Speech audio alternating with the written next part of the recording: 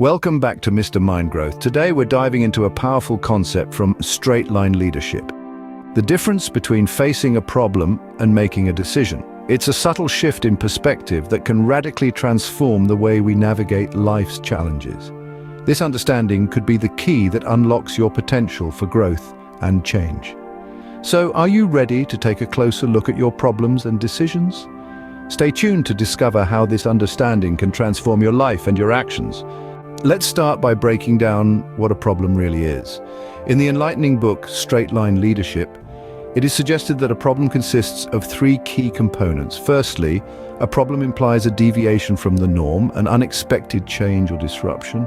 Secondly, a problem often carries with it an unknown cause, a puzzle that needs solving. And thirdly, a problem presents us with the choice to address it or let it be. This is where the plot thickens. You see, often what we perceive as problems are not problems at all. They are, in fact, decisions in disguise. We've all been there, haven't we? Faced with a situation that seems insurmountable, that keeps us awake at night, that makes us feel like we're stuck in quicksand. But if we take a moment to peel back the layers, we often find that these problems are merely decisions waiting to be made, actions waiting to be taken. Perhaps the real problem isn't the situation itself, but our reluctance to make a decision, our hesitation to choose a course of action, our fear of the unknown. So, the next time you find yourself in the face of what you perceive to be a problem, take a step back, look deeper. Could it be a decision in disguise? But here's the twist. Most of the time, what we think are problems are actually decisions in disguise. Imagine your monthly income drops. You're used to a certain lifestyle, and now things are looking a bit tight. You might think it's a problem, but let's take a closer look. If you know the cause, like perhaps you lost a few clients or made some poor investments, it's not a mystery. This isn't a deviation from the norm without an identifiable cause. It's a decision waiting to be made. Now, you're not just facing a situation, you're standing at a crossroads. You could cut back your expenses or try to increase your income. Maybe you'll decide to do both. Either way, you're not helplessly looking at a problem. You're poised to make a decision. Now, let's say you decide to increase your income. Again, this isn't a problem, it's another decision. How will you do it? Will you find new clients, start a side business, ask for a raise? Each of these is a decision waiting to be made. The key here is to realize that you're not just passively experiencing a problem, you're actively making decisions, and every decision is an opportunity to steer your life in the direction you want it to go. So you see, the power isn't in the problem. The power is in the decision, and the decision is in your hands. What's your next move? This is where your power lies. True strength, as the book says, comes from the willingness to make conscious choices and act immediately. It might sound simple, but in the face of life's complexities, it's often easier said than done. Yet, this is where the power of decision truly lies. When we make a decision, we're not just choosing an option. We're stepping into a realm of action and responsibility.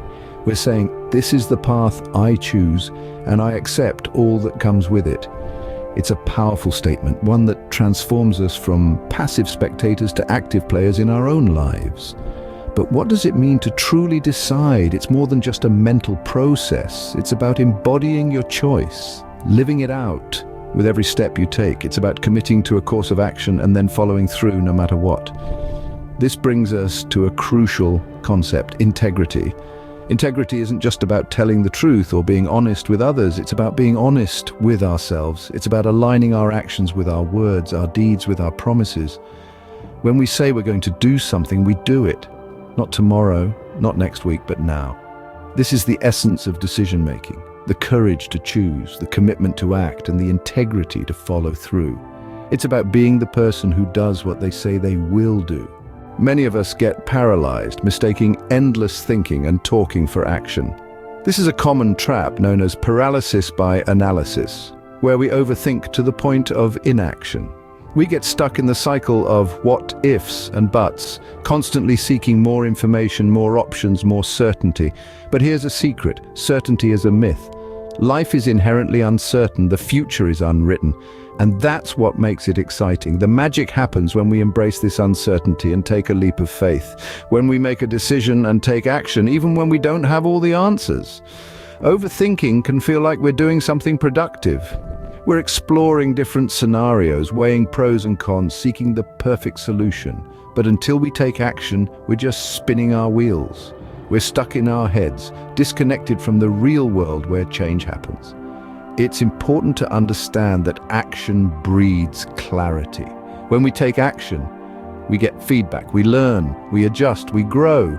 We might not get it right the first time, or the second, or the third, but each step, each action brings us closer to our goals. It's a dance, a process of trial and error, learning and adapting. So let's break free from the chains of overthinking. Let's embrace the beauty of uncertainty. Let's make a decision, take action, and learn from the results, because without decisive decisions, there are no powerful actions. So how do we break free from indecision? It starts within. Imagine yourself as a ship. Your inner stance is the rudder, guiding you through life's choppy waters. It's not the wind that determines your direction, but how you set your sail. This is the essence of transforming your inner stance. It's about shifting from a passive player to an active participant in your own life.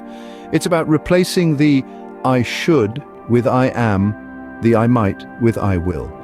This isn't about becoming a different person, but about embracing the decisive, action-oriented person you've always been deep down. Transforming your inner stance isn't just for personal growth. It's a powerful tool for business leaders too. Consider a company stuck in a rut with a culture of indecision and procrastination. If the leader can shift their inner stance, becoming a beacon of decisiveness, it can ripple throughout the organization. Remember, culture isn't dictated by a mission statement on a wall. It's defined by the behavior of its people, especially the leaders. The shift from a culture of indecision to one of action, from a culture of problems to one of solutions, can be transformative. So take the helm, set your sail, be the decisive, action-oriented person you know you can be. Changing a company's culture can be more impactful than any single piece of advice. Here's a 4-step process for decisive action. Step 1, clearly identify what you want to achieve. This is your destination, the end goal that will guide your journey. It's not enough to vaguely want something, you need to know what success looks like. Step 2, make a list of commitments, not just desires. Desires are fleeting, but commitments are solid. They're the promises you make to yourself that you'll do whatever it takes to achieve your goal. Write these commitments down.